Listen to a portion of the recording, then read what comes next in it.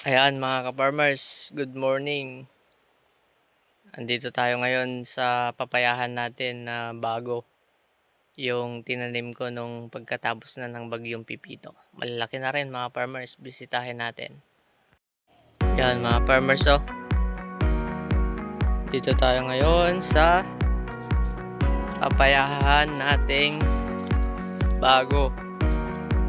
Siyempre, hindi lang naman lahat magaganda. Meron ding nabansot. Yan. May mga bulaklak na mga farmers. Yan oh. Mga bulaklak na mga farmers oh. Salamat sa Panginoon. Yan oh.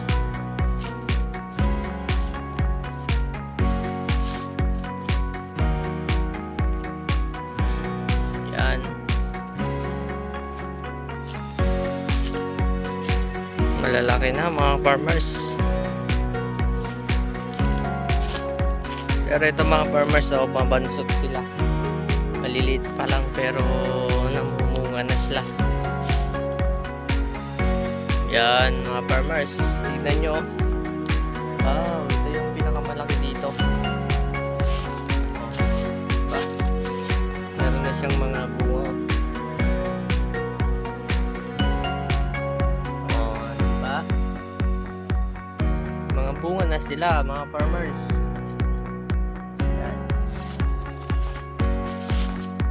Yan, papayahan natin bago mga farmers, malapit lang ito. Oh, ito naman haba. Yung kaninang bilog. Ito naman pahaba yung bunga niya. Mas maganda to mga farmers. Mas mabibigat. Yan. Tapos puntahan naman natin yung tanim kong talong mga farmers. Umpisa na rin yung magbulaklak. Yan natin. Yan. Yun oh. Maliit pa yung iba mga farmers. Pero may mga bulaklak na. O, diba? Tignan nyo to mga farmers, ang liit. Pero may bulaklak na. Oh. Ang kapa. Hanggat tuhod lang mga farmers. Pag nabuo yung mga bulaklak na yan mga farmers, kahit nakaupo ka lang, nakahiga ka pa, pwedeng pitasin. Yan o.